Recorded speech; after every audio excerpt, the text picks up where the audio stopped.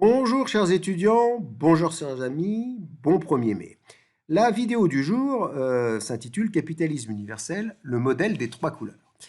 Elle est tirée de la conjonction de 2 choses, hein. Un article de Daniel Cohen qui nous expliquait que la crise sanitaire allait favoriser l'avènement, accélérer l'avènement d'un capitalisme numérique dont il nous disait d'ailleurs pas grand-chose, et la communication baroque du gouvernement qui nous explique qu'après avoir dit qu'il allait avoir 2 départements, les verts et les rouges, finit par nous montrer une carte avec 3 couleurs. Et c'est pour ça que cette vidéo va s'intituler « Le modèle des 3 couleurs » et en fait est consacrée aux travailleurs, puisque c'est le 1er mai, et aux donc 3 types de travailleurs, si vous voulez. Alors, si on s'interroge sur ce que c'est que le travail, on va chercher des verbes, hein, beaucoup de verbes du premier groupe, deuxième, troisième aussi, c'est enseigner, vendre, produire, surveiller, cultiver, soigner, divertir, classer, compter, informer. Avec des professions derrière, des personnes qui exercent ces activités, des profs, des commerçants, des ouvriers, des policiers, des agriculteurs, des infirmiers, des footballeurs, des employés, des secrétaires, des journalistes, etc. Seulement, ils n'exercent pas ces activités de manière hors sol. Ils sont reliés à des organisations d'appartenance. Les profs exercent dans des écoles, les commerçants, les caissiers dans des supermarchés, les ouvriers dans des usines, les policiers dans les commissariats, les infirmiers dans des hôpitaux, etc., etc. Certains sont en contact direct avec les individus, comme les profs, comme les caissiers, comme les policiers, comme les infirmiers. D'autres sont plutôt dans des structures à l'arrière, des structures d'appui, voire des organisations elles-mêmes. Ceux-là ont plutôt une couleur vert clair. Un troisième type de travailleurs apparaît, ce sont ceux qui travaillent cette fois-ci exclusivement dans les organisations, on va les mettre en couleur rouge, qui, pour faire simple, sont devant des écrans d'ordinateur. Donc, on a une économie avec des consommateurs ici, qui sont aussi des travailleurs, sauf ceux qui ne sont pas en emploi, et qui peuvent être employés dans des organisations qui fait de la productivité et de la bureaucratie, c'est les ouvriers, les secrétaires, qui peuvent être directement en lien avec les personnes. Et là, la productivité, c'est connu, est faible hein, dans les services. Hein. Et enfin, des personnes qui sont devant les ordinateurs, pour simplifier, qui font du reporting, des études, de l'optimisation. On ne sait pas trop ce qu'ils font, mais il y en a beaucoup. Et il faut tourner le système. Le problème, c'est qu'il y a toujours une productivité qui est attaquée par le système capitaliste, qui a besoin de diminuer les coûts, de faire de la productivité. Et la productivité ici, c'est le rapport entre ce que le consommateur va pouvoir consommer et les 3 personnes qui travaillent pour lui. Vert foncé, vert clair et rouge. Et pour attaquer une première fois ce problème de productivité, il va y avoir un premier phénomène qui va se produire, c'est celui de la bureaucratisation. Le phénomène de la bureaucratisation va consister à transformer les verts clairs, à faire disparaître progressivement les verts clairs et à augmenter les rouges dans les organisations. On va donc avoir ici, vous voyez, beaucoup plus de rouges, beaucoup moins d'ouvriers, techniciens, d'agriculteurs, de gens directement sur le terrain.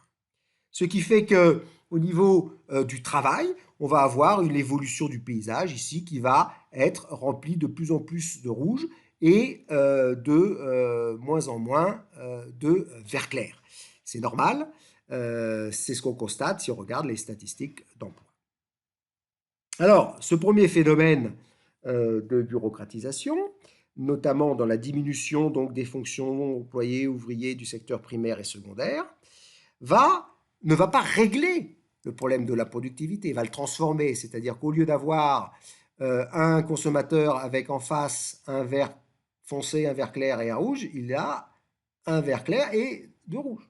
Donc cette inflation des rouges, en fait, hein, va transformer le système, mais va pas le rendre réellement plus productif. Et le capitalisme, qui a besoin de réduire les coûts, va donc faciliter l'apparition d'un deuxième phénomène. Alors, je ne sais pas s'il le fait tout seul, mais en tout cas, on peut raconter l'histoire comme ça. Ce deuxième phénomène, c'est la disparition des structures dédiées, c'est-à-dire la transformation progressive des vers, des emplois, des métiers, en rouge.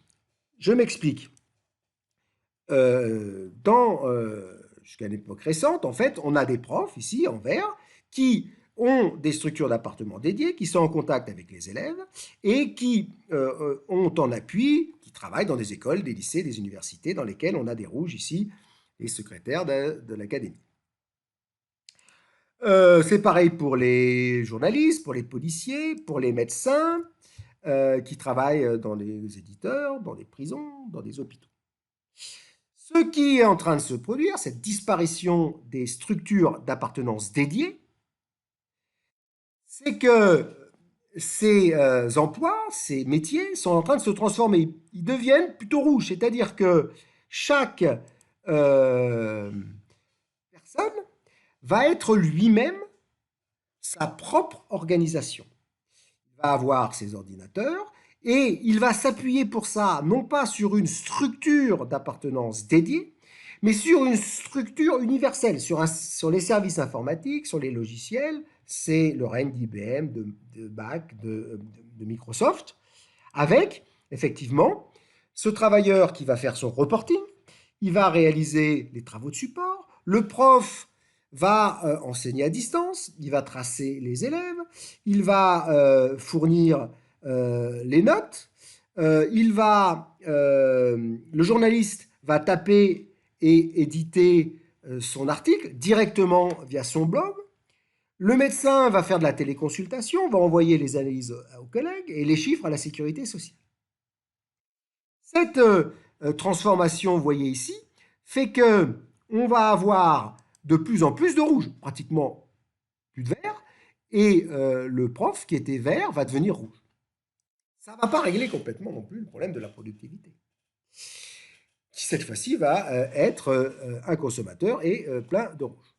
Et c'est là qu'intervient le capitalisme numérique et la troisième transformation, le troisième phénomène. Ce troisième phénomène, on peut l'intituler isolement et autonomie. C'est le stade suprême du capitalisme, on pourrait dire en fait de l'individualisme. C'est le capitalisme numérique dans lequel l'individu consommateur, il va être à la fois rouge et vert. C'est-à-dire, il va s'exploiter lui-même directement en fournissant ses données physiques et ses analyses à la machine. Et tout ça pour rien. Prenons aussi l'exemple de l'élève, de l'étudiant. L'élève, l'étudiant, il a besoin de travailleurs, de profs, il a besoin de secrétariat, de rectorat, d'administration. Avec le phénomène du capitalisme numérique, eh ben, cet étudiant, progressivement, va devenir prof. Il va s'auto-former, il va être dans des classes inversées, il va s'auto-évaluer, et d'une certaine manière, il va ne plus avoir besoin des verts et des rouges. Il sera lui-même le vert et le rouge. Et par contre, pour faire ça, il aura besoin de services numériques universels. Et c'est là où interviennent les GAFA, le big data, l'intelligence artificielle, qui permet justement aux individus de tenir le rôle qui était tenu avant par des travailleurs verts et rouges. Alors ça, c'est valable pour les profs, c'est valable pour les flics aussi. Il n'y aura plus de flics, on va tous se confiner, c'est le cas, on va être dans l'autosurveillance. Il n'y aura plus de chauffeurs, les voitures vont devenir autonomes. Je peux continuer, il ne va plus y avoir de footballeurs. On va tous jouer sur FIFA 2030 avec des avatars, avec des jeux. Les journalistes, eh ben, on va tous être journalistes. On va tous être écrivains sur les réseaux sociaux. Alors, il n'y aura non plus d'infirmières. Pourquoi? L'individu va prendre sa tension, il va fournir ses données à la machine, et la machine va remplacer le médecin. Et puis, on va tous être des caissières. Enfin, on va s'enregistrer, on va faire le travail de la caissière à sa place.